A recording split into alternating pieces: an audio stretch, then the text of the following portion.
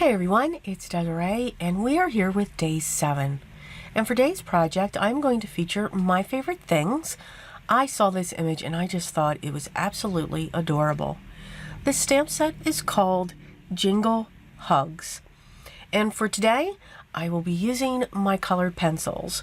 Now, I will show all of the coloring at sped up, and I will talk in the beginning to just talk about some of the techniques that I use, why I do this, and so forth, and then I will switch over to music. All right, so let's get started. We're going to start off, or I'm going to start off by stamping the image. Now, the paper that I'm using and I'm stamping on is my Strathmore Mixed Media Toned Tan.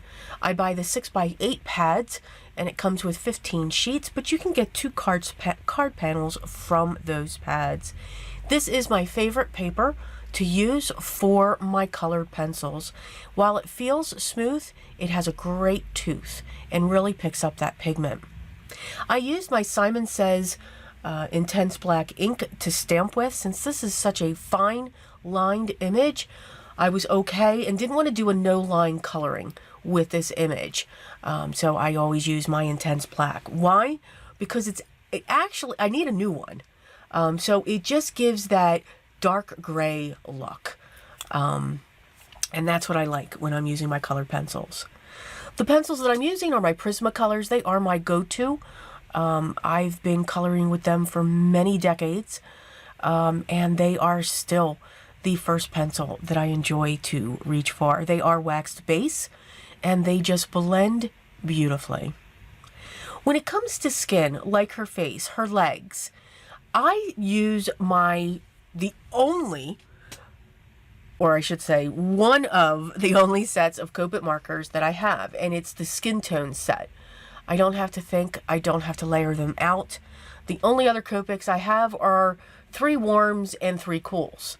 But I have not mastered in colored pencils of facial tones and how to blend those out. I'm still working at it. So I cheat, which is okay when we craft, and I use my Copic markers.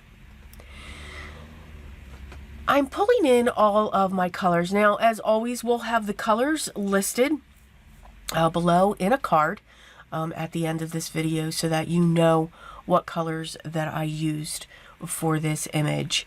What I do like to do when it comes to using colored pencils, no matter if it's an animal, a person, or a floral, or even an object, I do like to put down a light layer of the lightest color of the image that I'm coloring in. In this case, the deer. So I'm putting down that light layer, and now I'm going to come in with my second layer, which is a little bit darker, has a little bit more reddish tone to it, and I'm coming in at the bends of the animal to just give this this adorable reindeer depth and a shadow, so to almost make him look like he's 3D. I add my shadows and my highlights all with my colored pencils. Very rare do I add a white gel pen. You certainly can, though. It's just not something that I do. I am so sorry for the ringing. Hang on. Okay, so sorry about that. Where were we? Okay, so light layer first of my lightest color, and then I'm coming in with my darker shade. Now, again, that shade's usually darker than what the lightest color is. In this case, this brown had a little bit of red. Now I'm coming in with a deeper brown and just really focusing on the lines where I think those shadows would be. Not coming out too far yet. I do not also worry about a light source.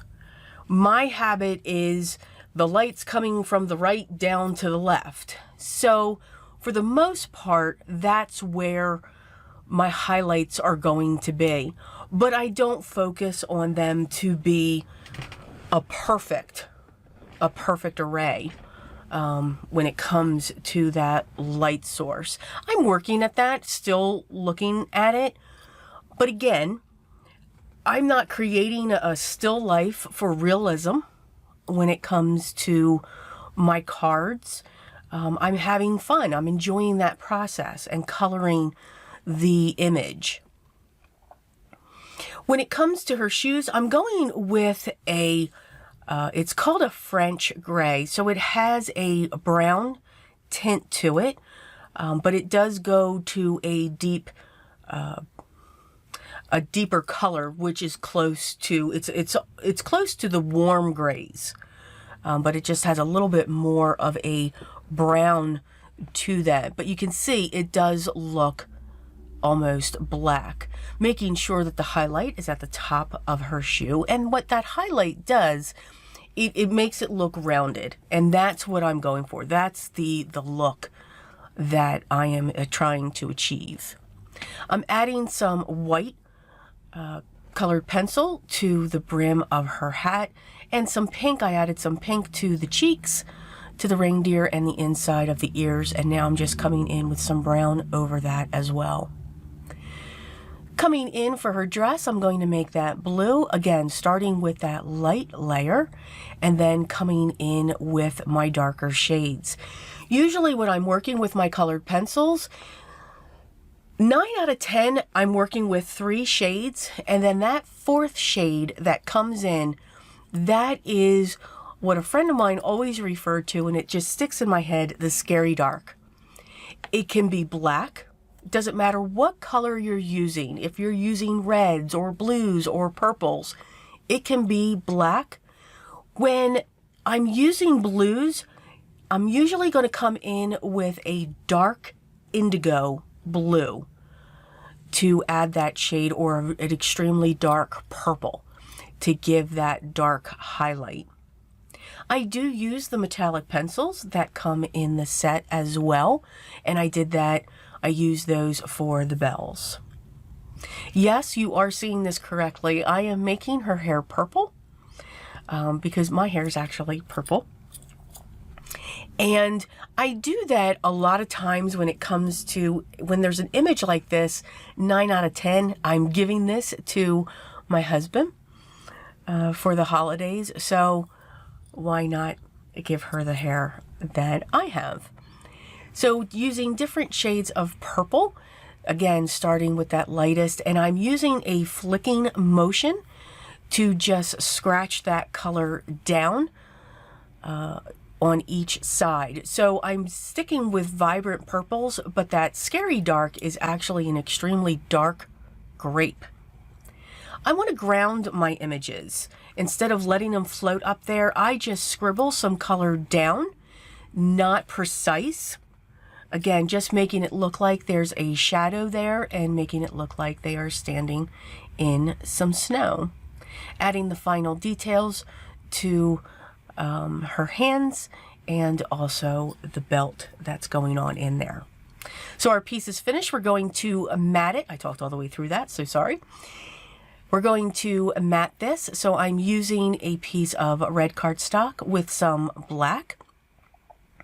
And I'm going to go around the image that we just colored with some white pigment ink. The way this is going to sit on our standard A2 size card base, it's going to almost look like a Polaroid shot when the sentiment comes down or is embossed down at the bottom as well. So you can see you just have those little tiny borders on the top and the 2 sides, and then you have this larger section along the bottom. So again, it makes it almost look like that Polaroid type frame, which I thought was really cool. I am going to pull back in my stamp positioning tool so that I can line up the image that we've colored and also the sentiment. I want that to be centered within that area that's opened. I am going to make sure I take that piece back out because I'm sure I would just have way too much fun. I'm going to use my anti-static powder. I use the Brutus Monroe powder because it's a refill, and I put it in a talcum powder container, and it is working beautifully. I am loving that. Again, that's in my Amazon storefront if you wanted to check that out. I'm still working with it, but I think it works really well. And I actually am using the puff, I call them puffs, that actually came with it. The sentiment, have yourself a very or a merry little Christmas, makes me think of the song. It sings in my head right now, and I'm going to heat set that until it is melted. Now, we know since this is a snowy scene, we must have a little bit of a snow fleck come through. Not so much a blizzard, you know, maybe a 2 to 4 incher coming in here. But I'm going to grab some of my white ink and I'm going to splatter that on top of my panel just to add some texture to the image. I'm also going to add some iridescent, and that is by Altenew, their iridescent spray, and I'm just going to flick that on as well. So not so much a blizzard going on there, but I do really like to splatter. I think it really adds a lot to the image. I'm going to use my art glitter glue to adhere this down onto my panel, making sure that I don't wipe across this. I did not want any of the splatters to go onto the card panel. So, of course, I was impatient to wait for that to dry. I'm going to score my card panel that is cut 4 1/4 by 11, and I'm going to score it at the 5 1/2 inch mark. And I'm going to take my panel and glue that down. Again, this is an A2 size card base, which is 4 1/4 by 5 1/2. And it is a top folding card.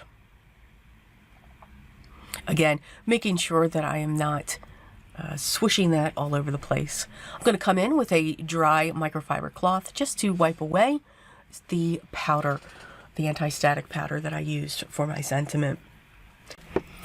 I hope you enjoyed day 7 of my 2021 Christmas series.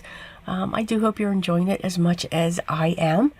All the products that I used will be linked down below as long as they're still available. Remember, I'm digging into my stash and I encourage you to do that as well. Look at the techniques that I'm doing here and put them to the products that you already have, whether it's for the holidays or for any occasion that you're making your cards for. Enjoy. But definitely, I truly encourage everyone, use what we have. We have such an arsenal that we create over the time frame and span of our crafting journey. If you have any questions or comments, please make sure you leave those down below, and I'll make sure I get back to you as soon as I can. Enjoy this process. There is no stress. Have fun with it. Try new things. May not like it at first. Try it again, and then maybe that will tell you. But always enjoy, always smile, and have fun. But remember what's most important to me. Always be creative. Until day 8, take care, everyone.